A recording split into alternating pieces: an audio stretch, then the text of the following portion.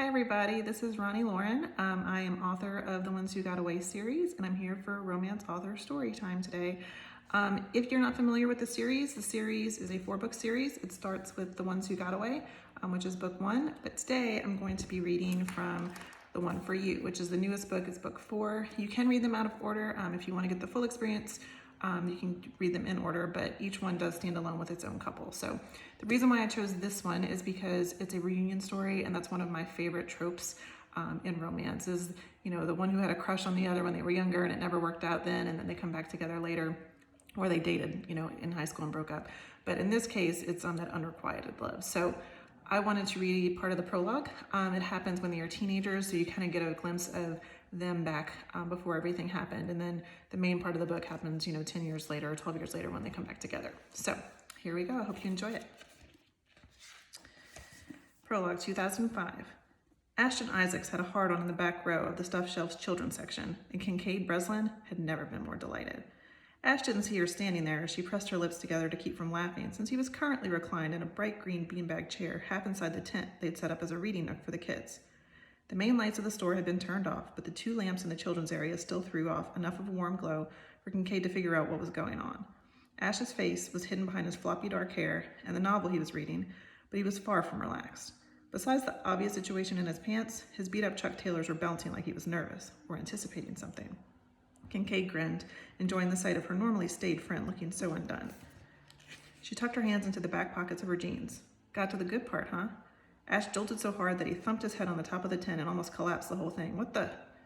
Kincaid watched with amusement as he scrambled to extract himself from the too small for a 17-year-old reading nook, all long limbs and jabbing elbows. Shelves rattled behind him.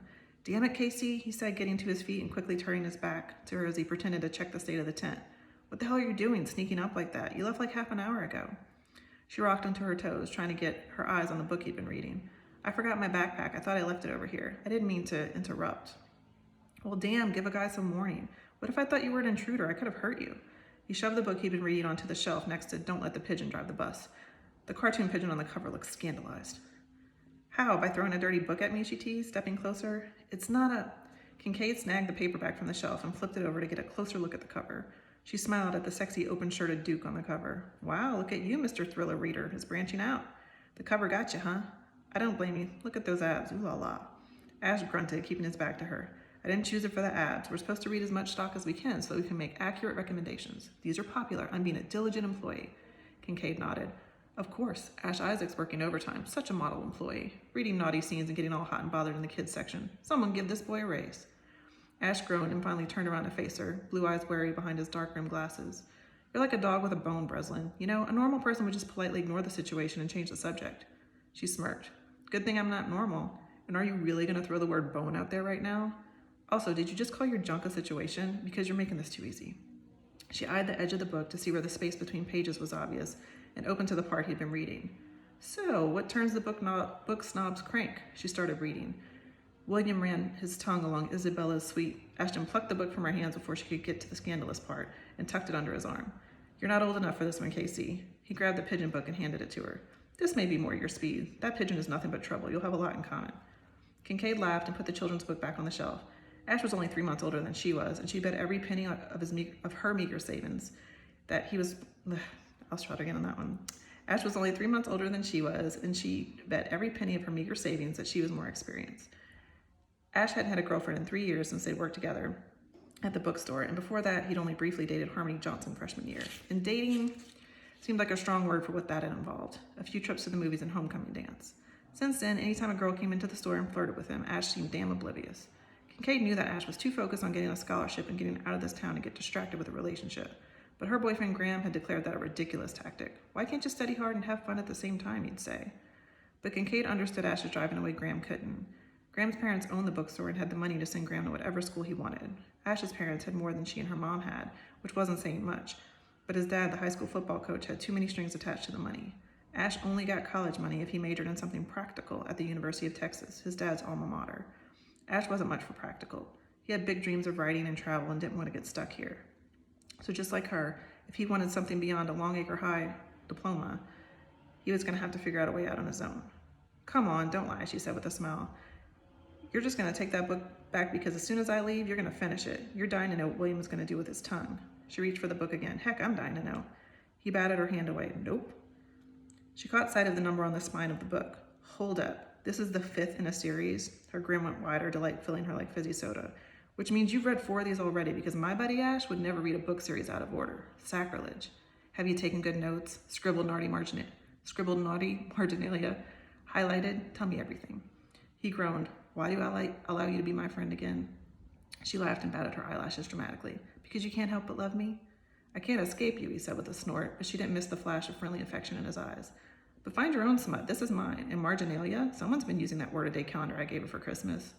She gave him a narrow-eyed look. I know lots of big words, like pretentious, judgmental, self-important. He nodded. Touché. You know, if you'd let me set you up with one of my friends, you could have the chance to experience your own smut. She frowned and shook her head. Wait, that makes my friends sound like hookers. You know what I mean. You could get out of this bookstore and hang out with a real live girl. She spread her hands out as if she could conjure him up a girl out of thin air. Prom is coming up. You need a date. Groundwork needs to be laid. Ash's gaze met hers, his lips hitching at one corner. Sounds like you're just trying to get me laid. Kincaid made a "you said it, I didn't" face. Would that be so terrible?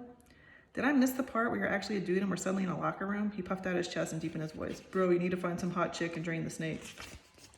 She cringed. Oh my God, gross. No one says drain the snake. She waved her hand between them, trying to clear that disgusting image from her mind. Hit that, he suggested. This further proves that we need to get you out of the bookstore. You don't even know how to speak. Says the girl who pronounces the word fire with 1 syllable and fair with 2, or fair with 2. Sorry, I'm not from Texas. I'm from Louisiana, so I gotta work on that. He said, over-exaggerating the East Texas accent that had followed her from childhood. Shut up. And for the record, I would be an awesome dude who would never dare use the words bro or hit that. Thank you very much. She nudged his shoulder. I just want you to come up to prom with me and Graham. Isn't there someone you want to go with? You gotta like somebody at school.